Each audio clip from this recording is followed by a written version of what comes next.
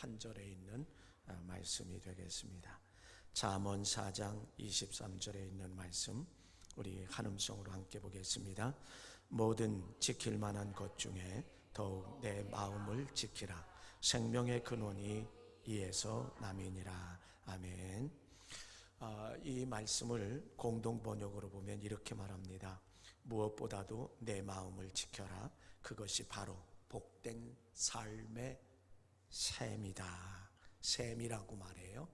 마음을 지키는 것이 복된 셈이라고 말해요. 셈이라고 하는 것은 퍼내면 퍼낼수록 점점 더 새롭고 깨끗한 물이 퐁퐁 솟아나는 것이 바로 샘물입니다. 표준세 번역은 이렇게 말합니다. 그 무엇보다도 너는 내 마음을 지켜라. 그 마음이 바로 생명의 근원이기 때문이다. 생명이, 사람의 목숨이 바로 마음을 지키는 데에 지키느냐 안 지키느냐, 지키느냐 못 지키느냐에 따라서 살기도 하고 죽기도 한다라고 하는 그런 표현의 말씀입니다.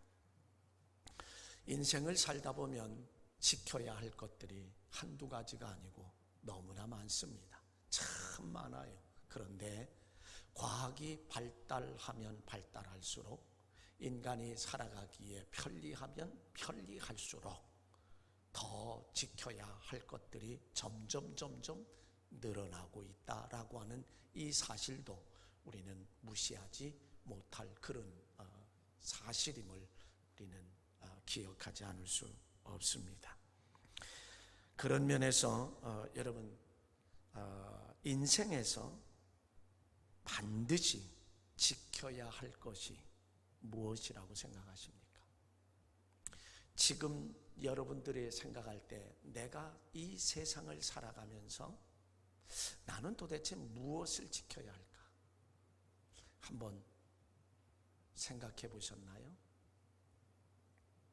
지금 여러분 한번 잠시 동안이라도 내가 인생을 살아가면서 내가 지켜야 할 것이 무엇일까?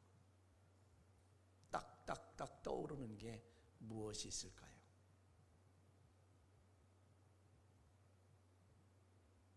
지금 이 순간 제가 이 말씀을 드릴 때 나에게 탁탁 떠오르는 것들이 무엇이 있을까? 건강일까요? 사업일까요? 돈입니까? 아니면 예절일까요? 아니면 가정일까요? 오늘날 이 코비드19라고 하는 것 때문에 가정을 지켜야 되는데 오히려 가정을 지키지 못하고 불행한 가정들이 많이 생겨지고 있다라고 하는 그 모습을 보면 참 안타깝게 그지없습니다. 불행한 가정들이 발생되고 있다는 거죠. 어려우면 어려울수록 힘을 합하고 합력해서 선을 이루어 가야 하는데 어렵다는 것 때문에 오히려 지켜야 할 가정을 지키지 못하고 있는 그런 현실, 참 불행한 이 현실을 보게 돼요. 그리스도인들은 무엇보다도 신앙을 지켜야 합니다. 그리스도인은 무엇보다도 믿음을 지켜야 합니다. 이것은 어떤 면에서 보면 생명보다 귀하고 목숨보다 귀하다. 물론 이렇게 말씀을 드리면 반박하실 수도 있습니다만은 적어도 제가 생각하는 그리스도인이 지켜야 할 것은 믿음이고 신앙이다. 목숨보다, 생명보다 더 귀한 것이다 라고 하는 사실을 말씀드리지 않을 수가 없습니다. 왜 이렇게 가정들을 지키지 못할까요? 왜 그럴까요? 삶이 힘겨우니 대부분 사람들이 극도로 정해져 있기 때문에 작은 일에도 짜증이 나고 만사가 귀찮고 분노하고 화를 내기 때문에 그렇습니다. 그리고 부부 사이에도 자식과 부모 사이에도 말이 거칠어지고 있다는 거죠.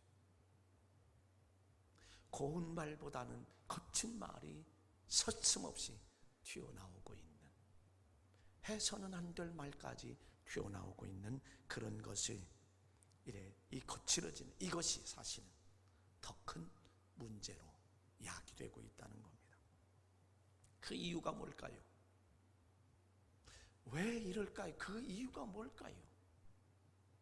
그것은 마음을, 생각을 지키지 못하기 때문에 그렇습니다. 그게 갈라디아서 5장 22절 이하에 나오는 우리의 성령의 열매인 사랑과 희락과 화평과 참음과 사의와 오래 참음과 자비와 양성과 충성과 온유와 절제, 절제할 수 있는 능력을 현대인들이 점점 이 코비드19라고 하는 것 때문에 잃어가고 있기 때문에, 그래서 마음을 지키지 못하기 때문이다라고 하는 이 사실을 우리는 간과하지 않을 수 없는 그런 내용입니다. 그래서 인생은 곧 마음이고 생각이라는 거예요. 나의 인생이 어떻게 진행되는가라고 하는 것은 곧 나의 마음과 생각이다. 인생은 곧 마음이고 인생은 곧 생각이다 해도 결코 틀린 말은 아닙니다. 왜?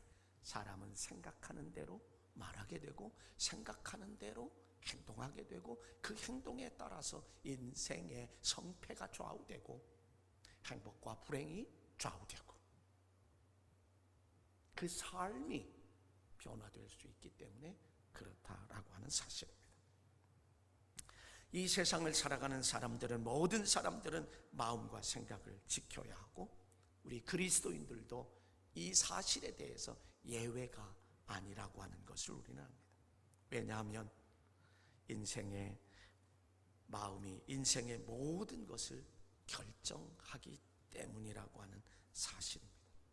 그래서 저는 오늘 마음을 지키는 것이 인생의 유일한 소망이고, 마음을 지키는 것이 인생의 유일한 소망이고 희망이고 내일이고 미래고 비전이며 꿈이고, 그것이 곧 인생의 해답이다 라고 하는 그런 제목을 가지고 오늘 말씀을 함께 나눕니다.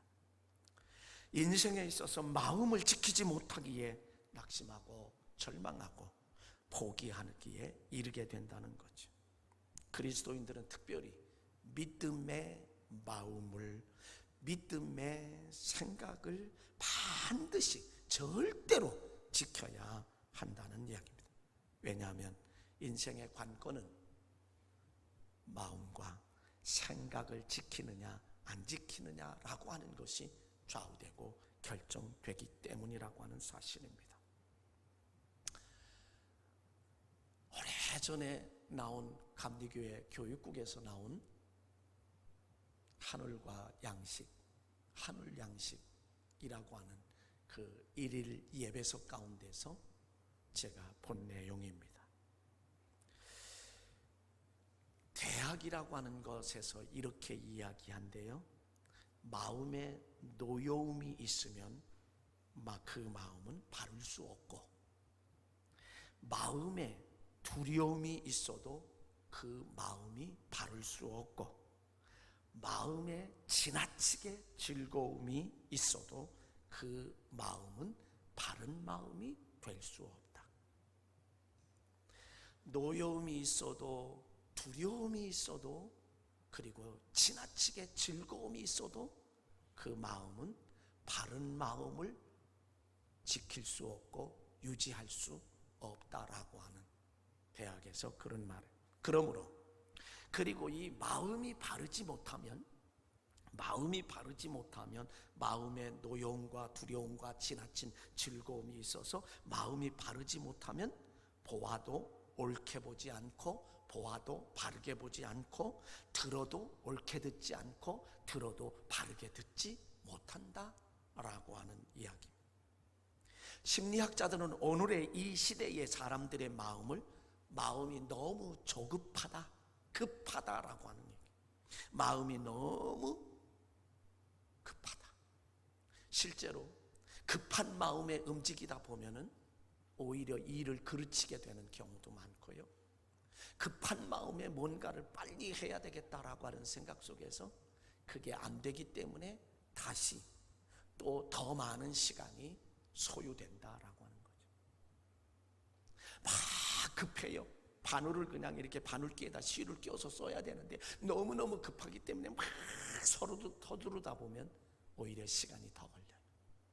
마음을 차분하게 하고, 그리고 차분한 마음에 바늘기에 실을 끼면 그게 더 시간이 빠르고 정확하다라고 하는 거죠.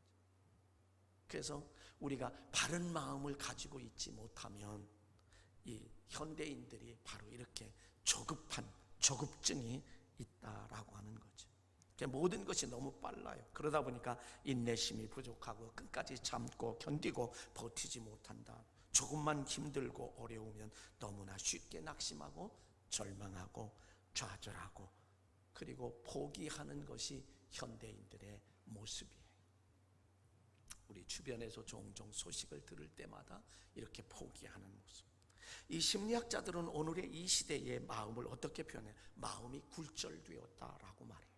마음이 굴절된 시대다라고 그렇게 말합니다. 다시 말하면 삐뚤어진 마음을 가지고 있다는 그런 이야기입니다. 세상의 모든 것을 그러기 때문에 세상의 모든 것을 삐뚤어진 마음이기 때문에 세상의 모든 것을 삐뚤어지게 보고 생각하기에 좋게 보일 리가 없다라고. 그래서 선입관이라고 하는 안경을 쓰고 보기 때문에 바로 볼 수 없다 그렇게 말하고요. 또 심리학자들은 오늘의 사람들의 마음의 상태를 마음이 좁아졌다라고 하는, 타인의 감정을 헤아리지 못하고 그리고 살피지도 못하고 자기 감정 중심적으로 이기적이라고 하는, 즉 사랑할 줄 모르고 긍휼히 여길 줄 모르고 불쌍히 여길 줄 모르고 배려할 줄 모르니 삭막한 세상의 삶을 살아가는 그런 모습을 이 심리학자들은 표현해 주고 있습니다. 그러므로 마음을 지키면 바로 보게 되고 바로 듣게 되고 멀리 보게 되고 인내하며 참고 견디고 버티게 된다는 이야기입니다. 그래서 인생을 승리로 이끌어 간다라고 하는 이 사실을 우리는 기억하지 않을 수 없습니다. 인생의 이 모든 것들의 시작이 각 사람의 마음과 생각에서부터 시작된다라고 하는 거죠. 우리가 시작할 수 있는 건 각 사람의 마음에서부터. 그러면 자신의 행복을 위해서 타인을 위해서도 마음을 우리는 넓혀야 되고 높여야 되고 깊게 해야, 그럴 때에 나도 행복하고 다른 사람도 행복할 수 있다라고 하는 거예요. 그래서 오늘 본문에서 잠언 기자는 저와 여러분들에게 마음을 지켜야 한다라고 그렇게, 마음은 모든 것이 시작이기 때문에 또 모든 것의 끝이기 때문에 마음이 시작이고 마음이 끝이고 생각이 시작이고 생각이 인생의 끝이다라고 하는 이 사실을 우리는 기억하게 됩니다. 다시 말하면 인생의 모든 것은 마음에 달렸다. 인생의 모든 것은 생각에 달렸다라고 해도 틀린 말은 아니라 말입니다. 마음을 지켜야만 건강도 지킬 수 있고 사업도 지킬 수 있고 물질도 지킬 수 있고 가정도 지킬 수 있다라고, 더 나아가서 믿음도 지킬 수 있다. 마음을 지키느냐 지키지 못하느냐, 생각을 지키느냐 생각을 지키지 못하느냐에 따라서 바로, 그리고 이것이 마음을 지키고 생각을 지키느냐에 따라서 인격도 지킬 수 있고 품위도 지킬 수 있다라고 하는 사실. 더 나아가서 생각해 보면 목숨까지도 지킬 수 있다. 마음과 생각에 따라서. 마음에서 포기하고 생각에서 포기하면 목숨도 지킬 수가 없다라고 하는 거예요. 그래서 예수님은 이렇게 말씀합니다. 마태복음 16장 26절에 가보면 사람이 온 천하를 얻고도 제 목숨을 잃으면 무엇이 유익하냐고. 무엇이 유익하냐고. 사람이 무엇을 주고 제 목숨과 바꾸겠냐고 이렇게 말합니다. 세상의 모든 것을 다 잃어버린다 할지라도 우리의 마음을 지키고 생각을 지킨다라고 하는 이것이 더 중요하다라고 하는 사실입니다. 우리 속담에 이런 이야기가 있어요. 호랑이에게 물려가도 정신만 차리면 산다. 호랑이에게 물려가도 마음만 지키면 산다. 이런 이야기를 하고 있습니다. 제가 2017년도 7월 27일 하늘문교회 칼럼을 제가 보았습니다. 그 칼럼을 볼 때에 그 칼럼에 이런 이야기를 써놨어요. 커피 왕으로 유명한 커피 베네라고 하는 게 있죠. 여러분, 커피 베네라고 하는 거, 이것이 강훈 대표라고 하는 사람이 커피 왕이라고, 우리나라에. 그래서 이 커피 왕으로서 막 이름을 떨치고 막 그러는 상황 속에서 이 강훈 대표가 수십억의 빚을 지게 되었습니다. 그리고 그는 수십억의 빚 때문에 결국은 극단적인 선택을 하고 이 세상을 떠났습니다. 이 칼럼에 그렇게 써놨어요. 그분이 이렇게 떠났다. 또 우리가 잘 알고 있는 한 유명한 가수였던 이상민이라는 가수는 똑같이 수십억의 빚을 지고도 지금까지 열심히 살고 열심히 일을 해서 그것을 갚아 나가고 있다. 그렇게 써놨어요. 이 커피 왕이라고 했던 커피 바너라고 하는 그 커피 왕인 그 강훈 대표는 똑같은 수십억의 빚 때문에 그는 스스로 목숨을 끊었고, 이상민이라고 하는 이 친구는 열심히 일해서 갚아나가고 있는, 무엇 때문일까요? 왜 어떤 사람은 살았고 어떤 사람은 이 세상을 떠날 수밖에 없었는가?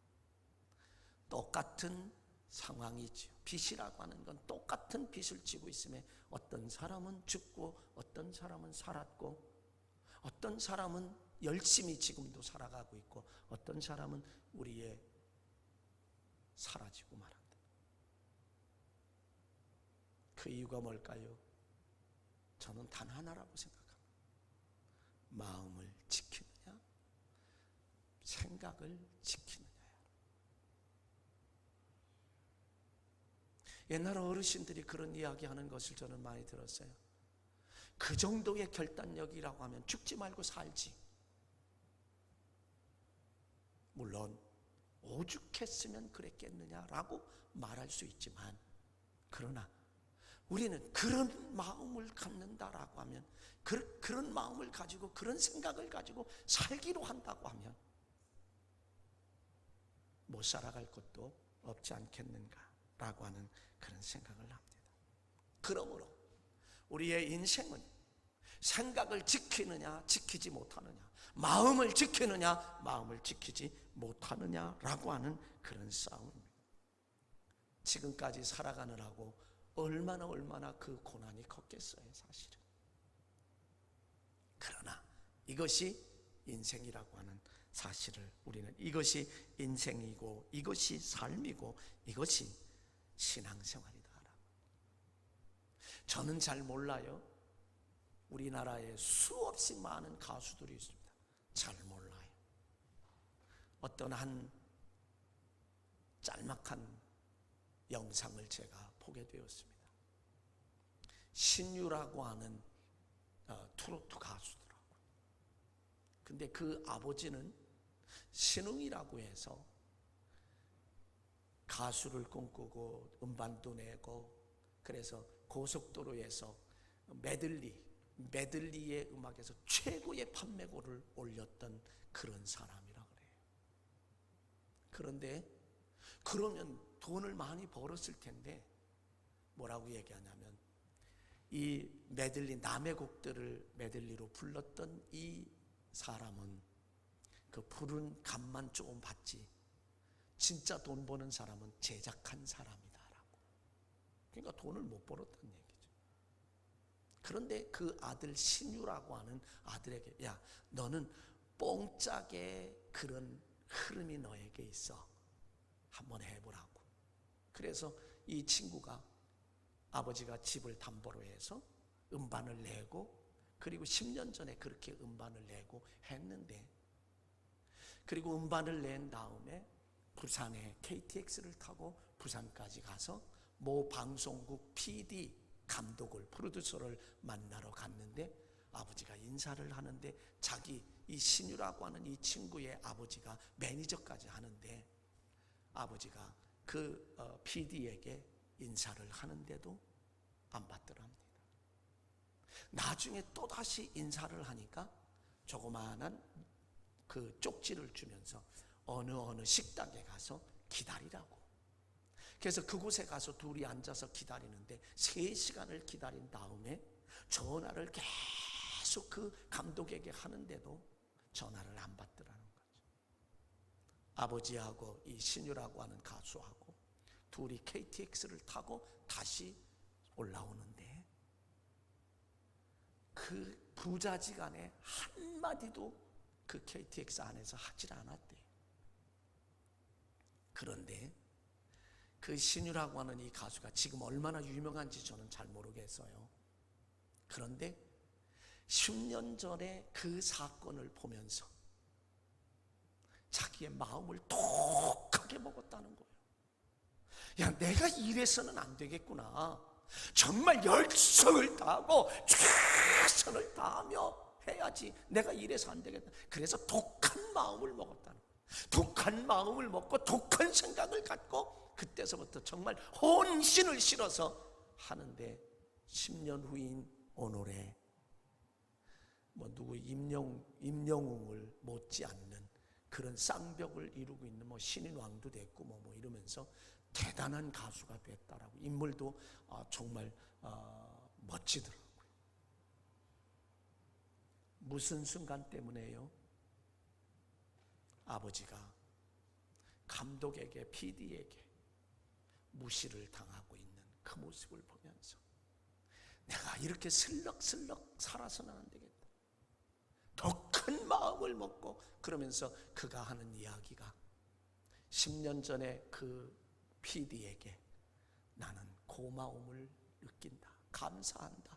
왜냐하면 그분 때문에 오늘 내가 이 자리에 서 있고, 오늘 그분 때문에 내가 오늘이 있는 것이다 라고 그렇게 말합니다. 사랑하는 성도 여러분, 어려움을 당하고 고통을 당할 때, 누가 나를 아프게 할 때에 우리는 원망하고 불평하고 좌절하고 이제 포기하고 주저앉는 그런 인생들이 아니라, 그런 사람이 아니라 내 마음과 생각을 지켜서 다시 한번 도전할 수 있는 그런 삶이 우리에게 중요하다 말이죠. 늘 말씀드리는 것은 그렇기 때문에 나는 아브라함이다라고 생각하라는 거예요. 아브라함에게 창세기 12장 3절에 너를 축복하는 자에게 하나님께서 축복하시고 너를 저주하는 자에게 하나님께서 저주하시리라고 말씀하셨어요. 그래, 누가 뭐라든 상처받지 말고 내 마음을 지키고 생각을 지켜나간다라고 하면 우리는 승리의 삶을 살 수 있을 줄 믿습니다. 바로 그런 역사인 것을 우리는 기억해요. 여러분, 사울 왕을 보세요. 얼마나 멋졌던 왕입니까? 그러나 그가 마음을 지키지 못했어요. 다윗이라는 어린 소년이 골리앗을 이기고 개선할 때 사울이 죽인 자는 천천이고 다윗이 죽인 자는 만만이라고 하는 그 소리에 그냥 자기의 마음을 지키지 못하고 생각을 지키지 못하고 그를 죽이려고 거기에 혈안이 되어서 군사 3,000명씩 동원할 때 그 삶이 어떻게 됐느냐고요. 저와 여러분은 원수를 사랑할지언정 미워하지 말고, 왜? 그게 나를 사랑하는 것이기 때문에, 원수를 사랑하는 것이고 나를 사랑하는 것이기 때문에 내 심령을 사막으로 만들고 내 심령을 아무것도 살지 못하는 사막으로 만들어서 사는 사람처럼 어리석은 사람이 없다는 거예요. 누구가 나를 괴롭게 하고 고통스럽게 한다 할지라도 나는 내 마음을 지키고 내 생각을 지켜나가며 그리스도의 평강으로 채울 수 있는 그런 삶을 살아가는 것이 바로 그리스도인이요, 그럴 때에 우리는 승리의 삶을 살 수 있다라고 하는 거예요. 코로나 바이러스 때문에 얼마나 많은 사람들이 두려워하고 있습니까? 두려워할 것 없습니다. 욥기서 3장 25절에 가보면 내가 두려워하는 그것이 내게 임하고 내가 무서워하는 그것이 내 몸에 미쳤구나. 사울 왕이 다윗을 두려워할 때에 그 정말 두려워하는 자기 스스로가 그것을 만들어 갈 수밖에 없었고, 결국에는 왕의 자리를 다윗에게 자기가 준 꼴이 되어버리고 말았다라고 하는 거죠. 이 말씀을요, 공동번역에서 보면 이렇게 말합니다. 두려워하며 떨던 것이 들이 닥쳤고 무서워하던 것이 마침내 오고야 말았다. 여러분의 심령 속에서 두려움을 내쫓기를 주의 이름으로 간절히 축원합니다. 내 심령 속에 무서움과 두려움을 내쫓아야 된다. 사랑하는 성도 여러분, 저와 여러분은 의인인 줄로 믿습니다. 정말 흠도 없고 티도 없어서 의인이 아니라 하나님께서 저와 여러분을 의인이라고 인정해 주신다는 거죠. 창세기 15장 6절에 가보면 아브라함이 하나님을 믿음에 그 믿음을 의로 여겼다라고 우리에게 그렇게 말씀하시잖아요. 그러므로 저와 여러분은 이제 의인이라고 하는 거예요. 그러므로 잠언 10장 24절에 가보면 악인에게는 그 두려워하는 것이 임하거니와 의인은 그 원하는 것이 이루어지느니라. 아멘. 저와 여러분은 의인이야. 의인은 그 원하는 것이 이루어지느니라. 악인에게는 그 두려워하는 것이 임하거니와. 잠언 29장 25절 사람을 두려워하면 올무에 걸리게 되거니와 여호와를 의지하는 자는 안전하리라. 우리에게 그렇게 말씀하세요. 그리스도인은 그 어떤 경우에도 마음을 지켜야 할 줄로 믿습니다. 그리스도인은 그 어떤 경우에도 생각을 지켜야 하고 더 나아가 믿음의 마음을 지켜야 할 줄로 믿습니다. 여러분, 솔로몬 왕 굉장히 좋아하잖아요. 대부분의 사람들이 솔로몬을 너무너무 좋아합니다. 그러나 솔로몬의 생애를 정말 잘 살펴보면 그는 전무후무한 하나님의 부귀영화와 지혜를 가지고 있음에도 불구하고 솔로몬은 하나님 앞에 마지막 시대의 마지막 때는 하나님 앞에 바로 살지 못했던 사람입니다.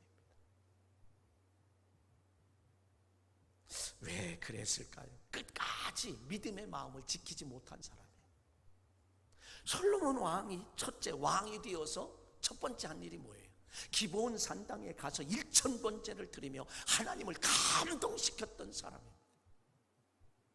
그래서 지혜를 얻었고 하나님은 부귀영화를 주셨고 전에도 너와 같은 자가 없고 이후에도 너와 같은 자가 없을 것이다 라고 그렇게 말씀하셨어요. 그랬던 그 솔로몬이 마지막 때 믿음을 지키지 못했어요. 저는 어떤 면에서 솔로몬은 구원받았을까라고까지 생각이 거기까지 미쳐요. 왜 그랬을까요? 솔로몬은 믿음을 끝까지 지키지 못했어요. 하나님을 믿는 믿음을 지키지 못했고 하나님을 신뢰하는 그것을 지키지 못했어요. 왜 그런지 아세요? 우상 숭배함으로 하나님을 떠났어요. 그리고 우상 숭배하도록 방치해 놨어요. 우상 숭배하도록 방치하고 타락하고 하나님을 떠났기 때문에 그렇습니다. 그러기에 마태복음 10장 22절에 가보면 끝까지 견디는 자는 구원을 얻으리라. 솔로몬의 부인이 얼마나 많은지 아세요? 너무 많아요. 각처에서 온 사람들을 통해서 그냥 성전에 우상들이 가득가득 차 하나님을 떠나게 만들었고 방치했다. 믿음을 끝까지 지키지 못했어요. 왜 믿음을 끝까지 지키지 못한지 아십니까? 하나님의 주신 지혜가 너무 크기 때문에 그래요. 그러니까 하나님을 의지하지 않았어요. 하나님을 의지하지 않고 자기의 지혜를 의지하며 살았어요. 자기의 지혜를 의지하며 살았던 그러니까 하나님을 떠났어요. 인간이 잘 되고 잘 되면 더 벼는 익으면 익을수록 고개를 숙인다고, 익으면 익을수록 잘 되면 잘 될수록 더 숙이며 겸손하게 그 좋은 일들을 하며 살면 좋은데 목에 기부스를 하고 버틴다는 말이죠. 바로 솔로몬이 지혜, 정말 세상에 없는 지혜 때문에 그는 오히려 그것에 자기 지혜를, 하나님을 의지하지 않고 자기 지혜를 목사도요 좀 덜 똑똑해야 돼요. 그래야 나 부족하다라고 생각할 때에 하나님을 전적으로 의지하며 살아가지, 지가 똑똑하다라고 하면 의지 안 해요. 의지 안 해요. 하나님이 세상 사람들이, 교인들이 보면 부족하다라고 생각하는 그러한 목사는 특별한 은사를 주시더라. 은사를 주시더라. 또 이 솔로몬이요 마음과 생각을 끝까지 지키지 못한 이유가 뭐냐면 하나님의 주신 부귀영화예요. 너무 많은 것들을 주셨어요. 그러니까 하나님을 의지 안 해요. 그래서 결국 그것 때문에 하나님을 떠났어요. 역대하 9장 27절에 가보면 뭐라고 합니까? 하나님 앞에 너무 부귀영화가 많으니까 하나님 앞에 기도를 안 해요. 하나님 의지하잖아요. 역대하 9장 27절에 이렇게 말해요. 왕이 예루살렘에서 은을 돌같이 흔하게 하고 백향목을 평지에 뽕나무 같게 많게 하였다. 백향목이라고 하는 것은 저 레바논의 백향목은 최고의 자재예요. 근데 뽕나무처럼 늘비했다 이거예요. 그리고 예루살렘에서 은을 돌같이 흔하게 받. 그 정도로 하니 하나님을 의지할 수가 없죠. 여러분, 저와 여러분이 좀 부족하다 생각하면 하나님 전적으로 의지하게 돼요. 지난 한 주간 동안 저는 하나님의 돌보심을 또다시 느끼고 있었어요. 청년들이 우리 교회에 등록하고 잘 얼굴도 제가 몰라요. 새 청년들이 11조를 했습니다. 온라인 계좌로 11조를 했는데 한 청년은 늘 알바를 하면서도 11조를 하던 청년이고, 한 청년은 등록해 놓고 제가 이름도 잃어버릴 정도의 청년인데 11조를 했고, 한 청년은 늘 열심히 나오던 친구인데, 예배도 잘 드리던 친구인데 11조를 했어요. 그리고 지난 한 주간 동안에 또다시 어느 성도는 100만 원을 입금을 했더라. 제가 문자로 혹시 11조인가요? 목사님 아니에요. 하나님의 마음에 감동에 순종했을 뿐입니다. 그 모습을 보면서 하나님, 제가 지난주에서부터 많이 염려하고 걱정했던 부분에 하나님이 이렇게 또 사랑해 주시는 거예요. 그래서 하나님, 제가 용서하세요. 그런 기도도 했습니다. 성경에서 마음을 굳건하게 지켜서 승리한 사람들을 본다라고 하면 참 많아요.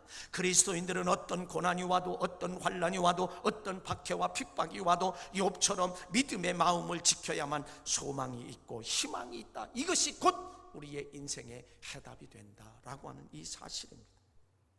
여러분, 욥은 어떤 사람이죠? 온전하고 정직하여 하나님을 경외하며 악에서 떠난 자라고 욥기서 1장 1절에서 그렇게 말하고 있습니다.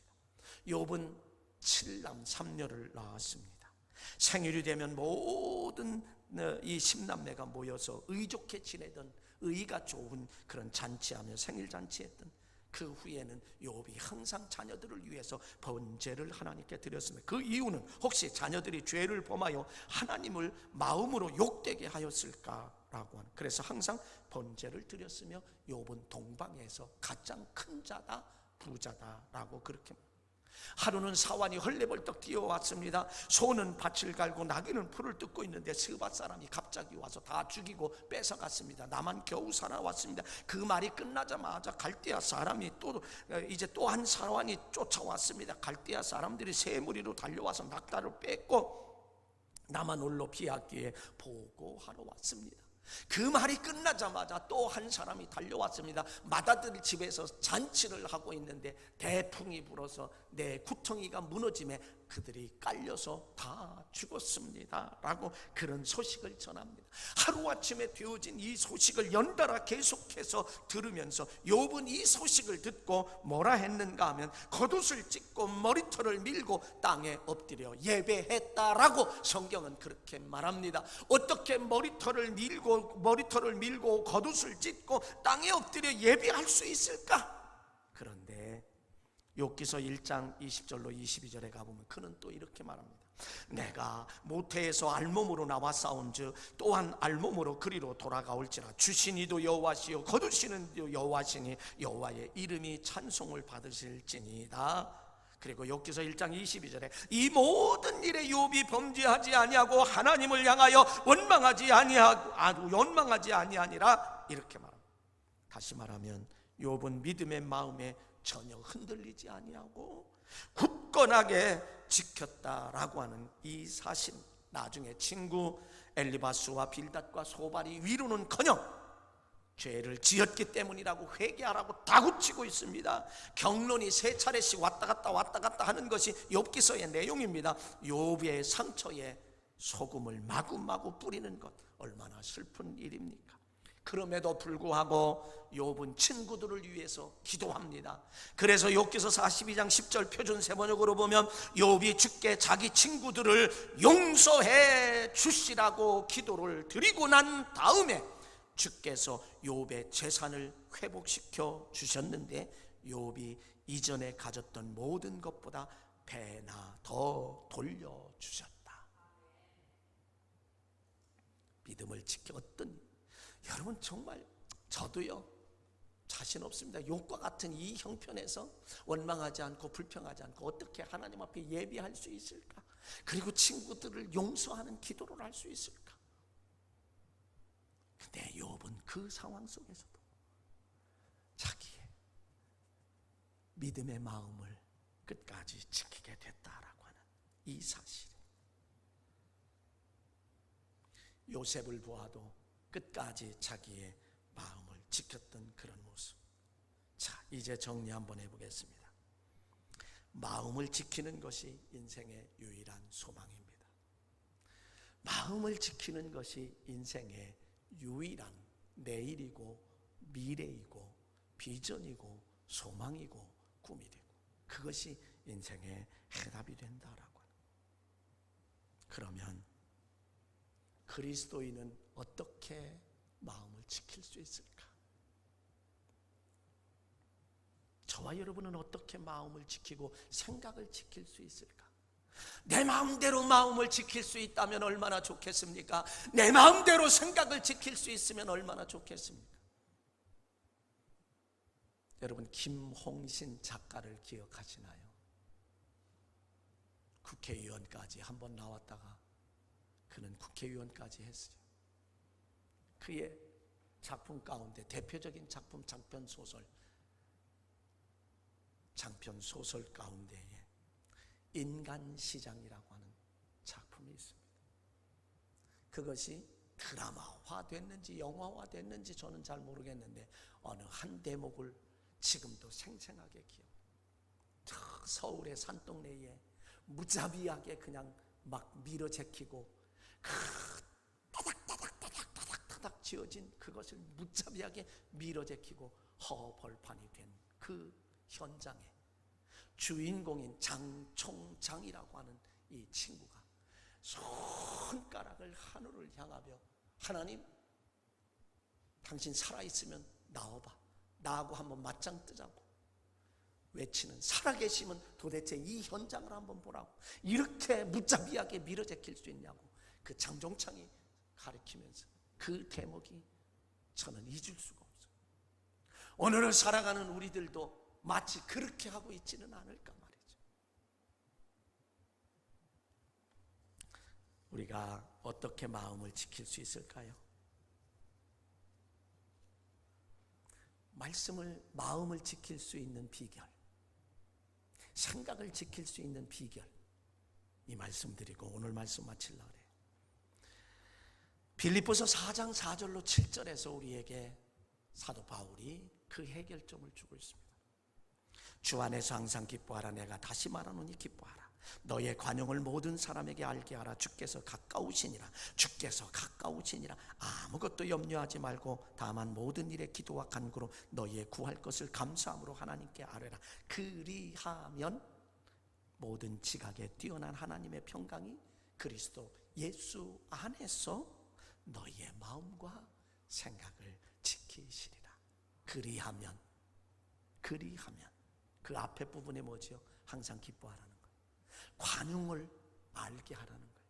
여러분, 사랑과 용서를 다른 사람들이 알게 하라는 거예요. 그리고 아무것도 염려하지 말고 오직 감사함으로 하나님께 아뢰라는 거예요. 그럴 때 그리하면 모든 지각에 뛰어난 하나님의 평강이 우리의 마음과 생각을 지켜주신다. 내가 내 마음을 지키고 내가 내 생각을 지킬 수 있으면 어떻게 좋겠어요? 그럴 수 없습니다. 어느 누구도 하나님이 지켜주셔야만 지킬 수 있다라고 하는 것 기억하시면서 저와 여러분들이 이런 삶을 통하여 마음을 지키고 생각을 지키어서, 여러분, 마음을 지키지 못하고 생각 지키지 못하면요, 죽는 사람들이 왜 그런지 아세요? 마음 못 지켜서. 이미 마음에서 절망하고 포기하기 때문에 그래요. 포기하기 때문에. 근데 그 마음을 지키면 살아요.